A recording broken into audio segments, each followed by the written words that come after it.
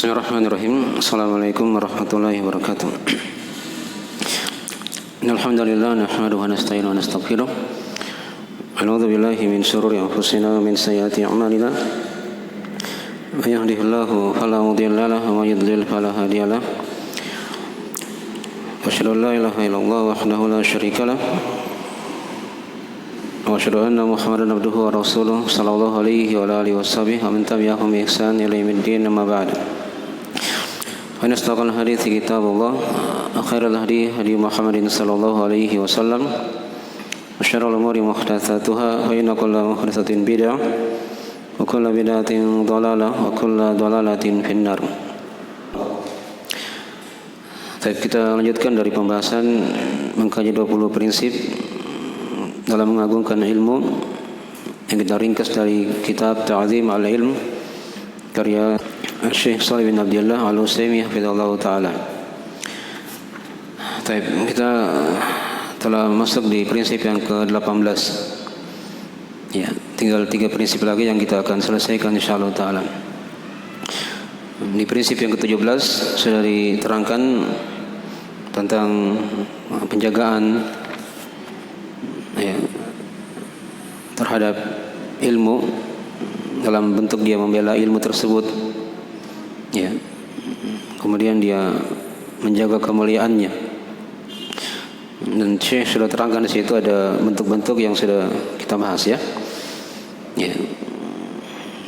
Dan ini kadang masuk di dalamnya dari bukan semua orang ya yang masuk di sini dalam membantah misalnya orang-orang yang menyimpang, ya itu tidak semua bisa masuk. Sampai di kalangan para ulama saja itu tidak semua masuk di situ. Pembahasan bantah-membantah, apalagi kalau dia baru menuntut ilmu. Ya, orang baru belajar misalnya, jangan disibukkan dirinya dengan membantah penyimpangan karena belum saatnya dia masuk ke situ. Ya, nah. Dan dari bentuk seorang dia membela ilmu dengan cara dia menjelaskan penyimpangan orang-orang yang menyimpang. Itu kalau dia mampu dan punya kapasitas dalam perkara itu. Ya. Kemudian juga dari bentuk seorang dia membela ilmu agama ini, itu dia meninggalkan orang-orang yang menyimpang dalam agama, mengambil ilmu dari mereka misalnya. Ya, itu dari hal yang hendaknya dijauhi. Baik. Karena dikhawatirkan dia akan terjangkiti dari penyimpangannya, dari penyimpangan orang-orang yang menyimpang tersebut. Ya. Walaupun dari ilmu bahasa Arab misalnya kan, ya, masih ada dari para ulama yang lurus akidahnya, metode beragamanya bagus, ya, yang layak diambil ilmu dari mereka. Baik. Nah, kemudian dari bentuk pembelaan juga yang sudah diterangkan, itu kadang pada sebagian guru boleh dia ingatkan muridnya jika ada sebagian murid yang berlebihan ya, dalam membahas suatu masalah misalnya ya, atau jelek adabnya dalam belajar. Ini sudah kita terangkan ya dari contoh-contoh para imam ya, di antara mereka ada yang keluar dari majelis atau sebaliknya dia menyuruh dari sebagian yang hadir untuk meninggalkan majelis itu. Tapi ini kalau ada maslahat ya. Ya. Kalau tidak ada maslahat maka hendaknya seorang dia bersabar di situ. Nah, lagi banyak di akhir-akhir ini orang-orang yang baru belajar yang mungkin mereka tidak mengetahui dari perkara itu. Kalau dia sudah pernah belajar sudah lama, itu hendaknya dia punya adab-adab ya dalam belajar. Nah, ini yang kita bahas sekarang ya, pembahasan seputar adab dalam ilmu. Ya. Kemudian juga sudah diingatkan ya agar ya seorang jangan dia bergampangan dalam membicarakan ya penyimpangan para masyayikh misalnya pada hal yang belum jelas. Itu diingatkan ya oleh para ulama salaf dari masa dahulu kala. Baik. Mungkin dari hal-hal yang dibahas sudah kita terangkan di prinsip yang ke-17. Ya, sekarang kita masuk di prinsip yang ke-18. Nah, kata penulis Allah Ta'ala, Al-Maqidu Thamina Asyara At-Tahaffudhu fi Mas'alatil Alim. Ya. Prinsip yang ke-18, menjaga diri dalam bertanya kepada seorang alim, ya, seorang yang berilmu. Ya, jadi di prinsip ini akan diterangkan kepada kita adab-adab dalam bertanya, ya, kepada seorang guru. Ya, adab-adab dalam bertanya kepada seorang guru. Karena dari bentuk-bentuk pertanyaan kadang itu ada hal yang memberatkan bagi guru untuk menjawab. Mungkin padanya ada fitnah kalau dijawab, misalnya ada kejelekan, ya. Nah, atau dari pertanyaan kadang kalau dijawab kadang terjadi hal yang lain lagi yang lebih besar kejelekan daripada maslahatnya, ya. Dan Syekh Ibnu Utsaimin rahimahullah taala itu di Syarah Kitabul Ilm dari Riyadhus Shalihin, beliau menjelaskan ada 3 bentuk pertanyaan itu yang ada pada manusia ketika mereka bertanya tentang ilmu. Yang pertama, ya, ada bentuknya dia bertanya memang ingin tahu, ingin memahami dari pelajaran agama tersebut misalnya, ya. Ini bagi si alim, kalau dia tahu jawabannya wajib dia menjawab. Wajib dia apa? Menjawab. Jangan disembunyikan ilmu itu. Karena kita kan diperintah oleh Allah untuk bertanya. Fas'alu ahlan dzikri in kuntum la ta'lamun. Ya. Bertanyalah kalian kepada orang yang mengetahui az-zikir jika kalian tidak mengetahui. Jadi ada syariat bertanya, kan? Tapi pertanyaan yang kita ingin mengamalkan dari hal yang ditanyakan itu, ya. Baik. Siapa yang ditanya dan dia tidak menjawab, walaupun dia tahu jawabannya, ya. Kalau modelnya bentuk pertanyaan yang pertama tadi itu, ada yang datang bertanya, ya, ingin mengamalkan ilmu itu, tapi dia tidak jawab misalnya, si guru ini, itu diancam dia dengan hadis Abu Hurairah riwayat At-Tirmidzi, ya. Di situ kata Rasulullah sallallahu alaihi wasallam, "Man su'ila an ilmin fakatamahu uljima yaumal qiyamah bilijamin min nar." Ya. Siapa yang ditanya akan ilmu atau dia sembunyikan, si guru ini, ya, disembunyikan, maka kata Nabi, dia akan dibelenggu pada hari kiamat dengan belenggu-belenggu dari api neraka. Dari api neraka. Nah, ini bentuk pertanyaan yang pertama. Ada yang datang bertanya, dia ingin mengamalkan ilmu tersebut, dan si guru dia tahu jawabannya, ya. Maka wajib bagi si guru dia menjawab, ya. Kapan dia tidak jawab, diancam tadi dengan apa? Dengan lijam, belenggu dari api neraka pada hari kiamat, ya. Itu yang pertama. Sekarang yang kedua, dari bentuk pertanyaan diterangkan oleh Syekh Ibnu Utsaimin rahimahullah taala. Ada orang datang bertanya, dia hanya ingin menguji gurunya, ya, mengetes si guru ini. Dia bukan ingin mengamalkan ilmu itu, dia hanya ingin mengetes sejauh mana ilmu gurunya misalnya, ya. Nah, kalau si guru dia tahu bentuk pertanyaan seperti ini, model yang kedua ini, nah itu kata Syekh, ada 2 pilihan bagi si guru, ya. Dia bisa menjawab kalau dia tahu jawabannya, dan kalau dia tidak jawab juga tidak ada masalah, tidak ada masalah. Ini kalau ditahu ya, ada sebagian murid yang datang bertanya hanya ingin menguji. Ya. Itu dicontohkan dalam Al-Qur'anul Karim di surah Al-Maidah. Ya, oleh Allah Subhanahu wa taala. Ya, tentang kisah orang-orang Yahudi yang datang bertanya kepada Rasulullah sallallahu alaihi wasallam. Ya, orang Yahudi ini sudah paham apa yang dia ingin tanyakan. Ya. Maka dikatakan oleh Allah, fa in ja'uka ya fahkum bainahum au a'rid anhum. Jika mereka datang kepadamu ingin bertanya, maka berikanlah hukum kepada mereka, kasih jawaban. Atau pilihan yang kedua, berpaling dari mereka. Berpaling dari mereka. Ini bentuk pertanyaan yang kedua. Paham tadi ya? Datang hanya untuk menguji. Maka si guru ada dua pilihan. Kalau dia tahu jawabannya dia jawab, ya. Atau kalau dia tahu juga dia tidak menjawab, tidak ada masalah. Dia tidak masuk di hadis yang pertama tadi itu. Ya, ini bentuk yang kedua. Bentuk yang ketiga dari pertanyaan, ya. Kadang ada bentuk pertanyaan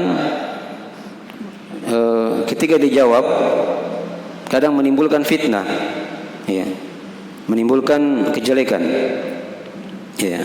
Si guru tahu ini, kalau dijawab ini berbahaya, misalnya kan, bisa berbahaya, ya, bisa membahayakan guru misalnya, atau membahayakan dakwah misalnya. Maka ini tidak perlu dijawab, tidak perlu apa? Dijawab, ya. Itu contohnya diterangkan oleh Abu Hurairah ya. Abu Hurairah kata beliau, hafidtu min Rasulillah sallallahu alaihi wasallam wi'ain. Saya hafal dari Nabi itu 2 kantong hadis. 2 kantong hadis. 1 kantong saya sudah sampaikan kepada manusia. Ya. Faqad bahastuhu. Ya, kantong yang kedua, ya, kalau saya sampaikan akan dipotong leherku. Akan dipotong leherku. Ya, jangan bilang di sini, oh Abu Hurairah sembunyikan ilmu. Tidak ya. Itu ada maslahat. Beliau ketika sampaikan kantong yang kedua itu tentang hadis-hadis fitnah misalnya, ya, beliau akan dibunuh. Ya, beliau akan apa? Dibunuh. Ya. Maka ini dari bentuk pertanyaan-pertanyaan ya. Yang ketiga ini kalau dilihat jawaban itu bisa berbahaya, ya, maka tidak usah dijawab. Tidak usah dijawab. Dipahami ya? Ya. Itulah kata para ulama. Ya, kata mereka, siapa yang menjawab seluruh pertanyaan itu orang yang kurang akalnya. Orang yang kurang akalnya. Jadi seorang tidak lihat kalau pertanyaan ada manfaatnya, si yang bertanya ini dia ingin amalkan, maka itu wajib dijawab. Kalau gurunya tahu. Kalau dia tidak tahu kan dia jawab apa? Wallahu a'lam, selesai. Yang kedua tadi kalau bentuknya ujian, ya, hanya mengetes saja, itu 2 pilihan tadi ya sudah diterangkan. Ya, boleh dijawab, boleh juga tidak. Ya. Yang ketiga, pertanyaan yang berbahaya. Ya. Menimbulkan kejelekan, kerusakan. Kalau dijawab, maka ini bisa ditunda. Nanti dijawab, ya, mungkin di majelis khusus misalnya sama orang itu secara pribadi. Ya, jangan dia jawab di majelis umum. Kalau dikhawatirkan ada bahaya di situ. Mungkin dari rincian ya yang diterangkan oleh Syekh Ibnu Utsaimin rahimahullah taala dalam bentuk-bentuk pertanyaan dan bagaimana cara menjawabnya. Ya. Di sini kata Syekh hafizahullah taala, beliau terangkan dari usul ya, pokok-pokok adab yang dijaga saat bertanya. Kata beliau, wala yuflihu fi tahaffudhi fiha illa man a'mala arba'ata usul. Ya, tidak ada yang selamat, yang beruntung dari menjaga diri dalam pertanyaan itu, kecuali bagi siapa yang mengamalkan 4 pokok, 4 pondasi dalam bertanya. Ya. Yang pertama kata beliau, awwaluha al-fikru fi su'alihi limadha yas'al. Ya. Seorang yang bertanya itu dia berpikir dulu sebelum dia bertanya. Ya. Kenapa saya ingin bertanya misalnya kan? Kenapa saya ingin bertanya? Apakah saya ingin amalkan? Tadi kan sudah diterangkan. Kalau tidak, maka dia tunda perkara itu. Ya, dipahami ya. Jadi dia pikirkan dulu apa yang dia ingin tanyakan itu. Ya. Nah, ya. Kata beliau, fayakunu qasduhu minas su'ali at-tafaqquh wa ta'allum. Ya, la ta'annud wa la tahakkum.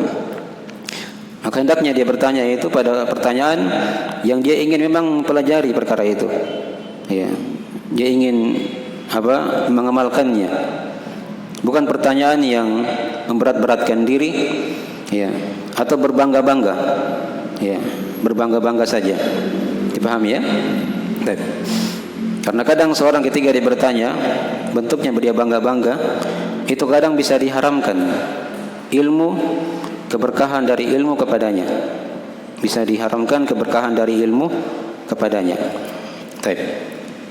Nah, lain dari bentuk yang pertama atau pokok yang pertama yang diterangkan oleh Syekh.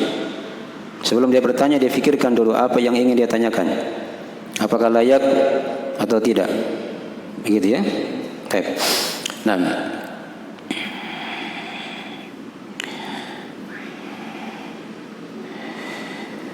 ya, di sini beliau beri contoh dari sebagian kisah para ulama, yaitu dari kisah Syihabuddin Abul Abbas Ahmad bin Idris As-Sanhaji rahimahullah, dari abad ke-8 atau dari ulama yang hidup di abad ke-7 Hijriah.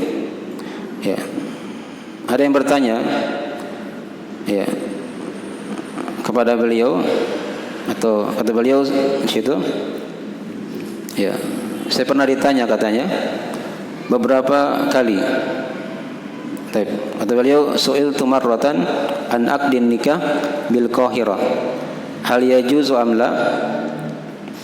Aku pernah ditanya ya satu kali oleh seorang tentang akad nikah di kota Kairo, apakah boleh atau tidak? Ya. Akad nikah di kota Kairo. Ya. Ini kan pertanyaan jelas saya kira ya. Ya, tidak ada iskal di situ, tidak ada masalah. Hanya orang yang bertanya ini ada maksud yang tersembunyi yang dia simpan. Ya.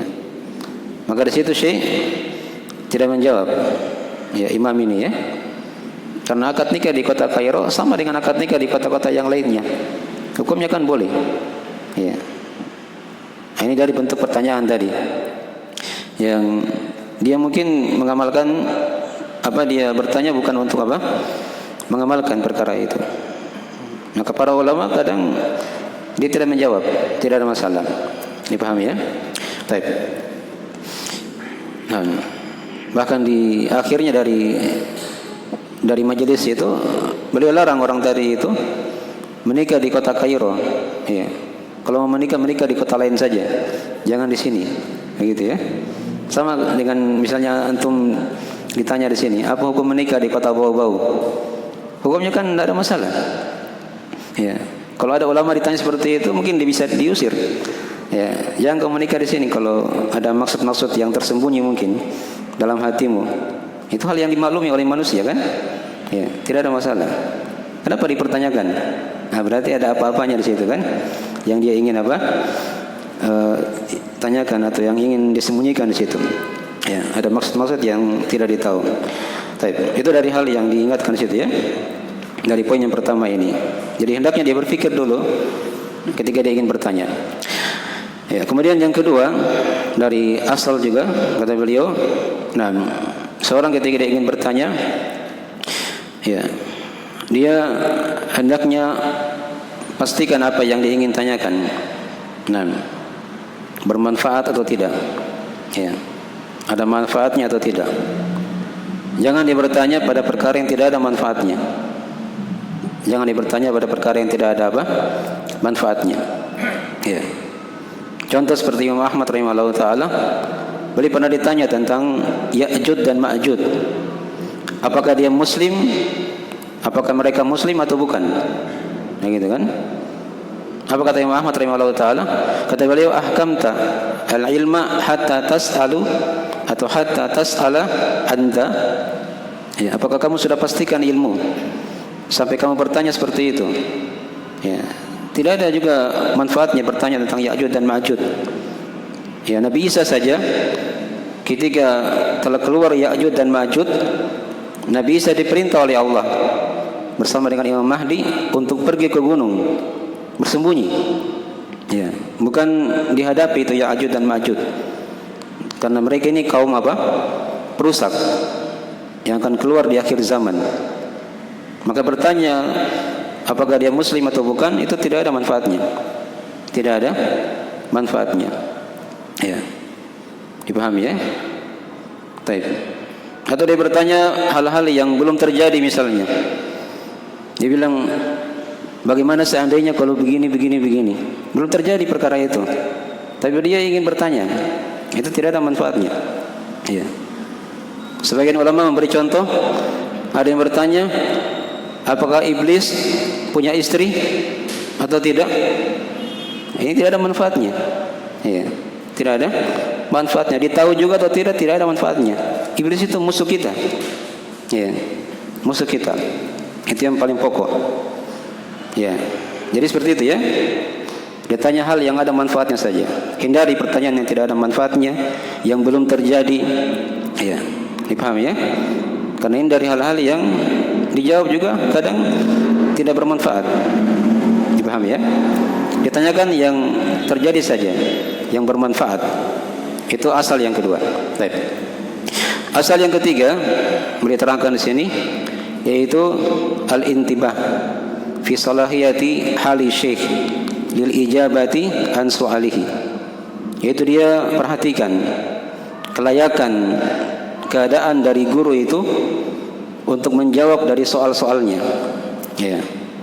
Maka beliau terangkan di situ, jangan dibertanya kepada guru, ya, pada hal yang mungkin guru itu akan terhalangi menjawab. Ya. Seperti gurunya lagi sedih misalnya, lagi ada masalah, dia datang bertanya. Ya. Atau gurunya lagi berpikir, ya, suatu masalah, datang bertanya. Ya. Atau gurunya lagi berjalan di jalan, ya, dihampiri bertanya. Dipahami ya? Nah, kalau bertanya, lihat dari kondisi guru di situ. Dia tenang atau dia persilakan bertanya, itu tidak ada masalah. Dia duduk, itu yang paling bagus. Jangan bertanya dalam keadaan gurunya sedang apa? Berjalan. Ya. Di sini beliau bawakan dari sebagian athar dari para sahabat ya, para tabi'in. Nah, dan para tabi'ut tabi'in. Ya, yang pertama beliau bawakan asar dari Qatadah bin Di'amah As-Sadusi rahimahullahu taala. Ini dari salah seorang tabi'in. Beliau berkata, sa'altu Abu Tufail mas'alatan faqala inna li kulli maqamin maqala. Kata Qatadah bin Di'amah, ahli tafsir ya. Beliau berkata, saya pernah bertanya kepada Abu Tufail. Abu Tufail ini dari sahabat yang paling terakhir meninggal. Ya, wafat di 118 Hijriah. Beliau pernah bertanya kepada Abu Tufail satu masalah. Hanya mungkin di situ kondisinya tidak tepat. Ya, maka kata Abu Tufail, ya, ketika itu, inna likulli maqamin maqala. Sesungguhnya setiap dari tempat itu ada pembahasannya. Ya, ada pembicaraannya. Ya. Dipahami ya? Baik. Athar yang kedua beliau bawakan athar dari Abdullah bin Mubarak.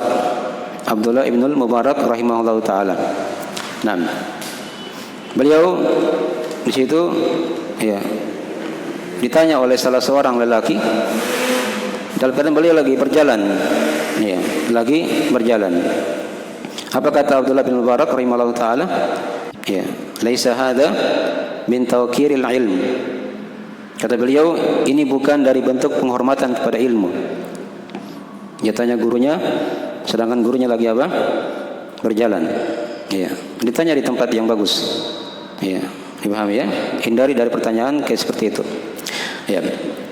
Kemudian juga dari nukilan yang lain lagi, dari nukilan Abdurrahman bin Abi Layla, ini dari salah seorang kibarut tabi'in rahimahullahu taala. Kata beliau, atau diterangkan oleh salah seorang muridnya, ya, wa kana Abdurrahman bin Abi Layla yakrahu ay yus'ala wa huwa yamshi. Abdurrahman bin Abi Layla itu beliau membenci, ya, beliau ditanya dalam keadaan beliau lagi apa? Lagi berjalan, ya, lagi berjalan, ya. Kalau si alim itu dia jelaskan ilmu sedang berjalan, itu tidak ada masalah. Itu ada ya asar-asar dari para sahabat, para tabi'in. Nah, yang dilarang di situ si murid yang bertanya begitu. Lagi sementara apa? Berjalan. Itu dihindari ya. Nah, jadi dia lihat dari kondisi guru ketika dia ingin bertanya. Ya. Itu asal yang ketiga. Asal yang keempat, nah, kata beliau, tayakkudu as-sa'ili ila kaifiyati su'alihi bi ikhrajihi fi surati hasanatin, ya, muta'addibatin. Ya. Si penanya itu hendaknya dia menjaga bagaimana cara dia bertanya. Jadi ketika dia bertanya itu, dia keluarkan pertanyaan dengan bentuk yang paling indahnya dan penuh adab. Ya. Paling indah dan penuh apa? Adab. Di sini saya beri contoh ya. Misalnya ketika dia bertanya, dia doakan gurunya misalnya. Ya. Nah, dia bertanya dengan pertanyaan yang ringkas dan padat. Ya, gampang dipahami. Ya. Kadang ada sebagian orang dia bertanya, dia putar-putar dulu. Putar. Kadang sudah capek orang dengar mana pertanyaannya ini misalnya kan. Seperti itu. Ya. Jadi dia cari kalimat-kalimat yang indah, yang ringkas, padat dan mudah dipahami. Itu yang paling bagus saat bertanya. Dia doakan gurunya sebelumnya tadi, kemudian dia pilih kalimat-kalimat yang bagus dalam masalah itu. Ya, dipahami ya. Jangan dia bertanya kepada guru seperti dia ajak bicara orang-orang di pasar. Ya, orang-orang di pasar. Nah, atau di orang-orang awam secara umum. Ini kan sudah kita bahas ya, dari adab bicara kepada seorang guru. Ya. Baik. Ya, itu dari 4 ya. Diperhatikan di sini asal atau pokok, ya, adab-adab dalam bertanya kepada guru. Beliau berikan lagi di bawahnya sebagian dari athar-athar dari para ulama, seperti athar dari Ja'far bin Abi Utsman, ya, rahimahullahu taala. Ini dari salah seorang murid Imam Ahmad. Beliau pernah duduk di sisi Yahya bin Ma'in, ya, rahimahullahu taala. Ya, datang salah seorang lelaki, dia tergesa-gesa seperti itu. Ya, dia bertanya kepada Yahya bin Ma'in. Ini ahli hadis ya, yang terkenal di masanya. Apa kata dia? Kata dia, ya Aba Zakaria. Ya. Nah, haditsni bi syai'in adzkuruka bih. Ya, diperhatikan ya. Ini kalimat orang yang datang bertanya ini. Dia panggil ya Aba Zakaria. Dia tidak doakan, langsung dia panggil namanya, kunyanya, wahai Abu Zakaria. Ya. Ceritakan kepadaku tentang sesuatu yang saya akan ingatkan dengannya kepadamu. Ya. Bagaimana ini? Dia mau ingin minta sesuatu dari guru, tapi dia kayaknya mengajari gurunya.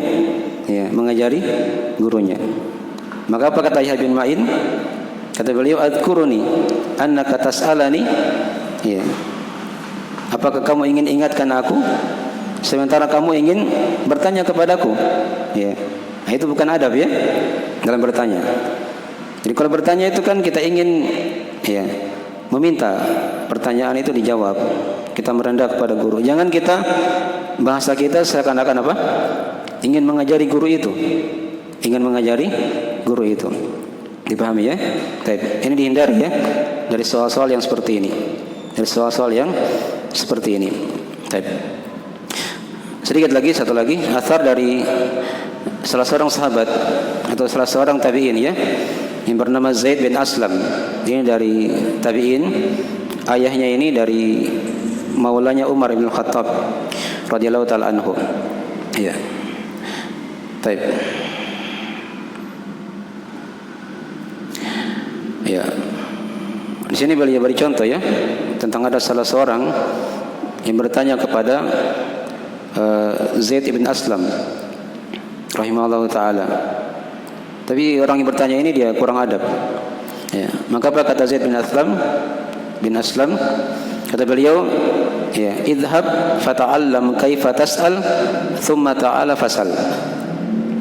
Kata beliau rahimahullah taala, pergilah kamu, ya, kamu belajar dulu bagaimana cara bertanya, kemudian datang kembali baru bertanya.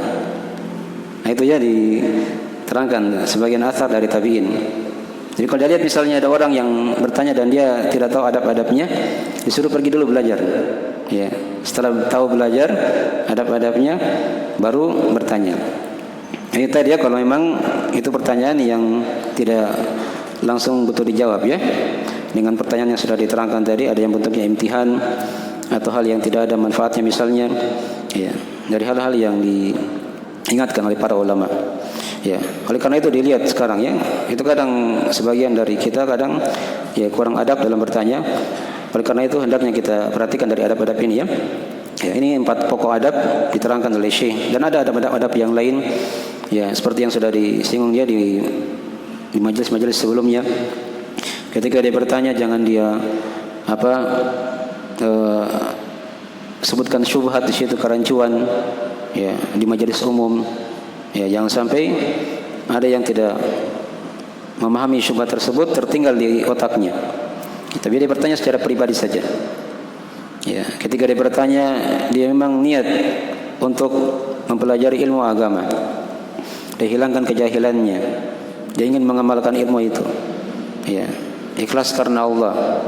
Itu di antara adab-adab juga dijaga ya dalam bertanya, karena dia kan bentuk dari mempelajari ilmu agama Allah Subhanahu wa ta'ala. Tapi mungkin sekian dari akhir pembahasan kita ya, di prinsip yang ke-18 ya, tentang masalah seputar adab-adab dalam bertanya kepada seorang guru. Tapi insyaallah tinggal 2 prinsip lagi kita selesaikan nanti di majelis-majelis yang akan datang insyaallah ta'ala.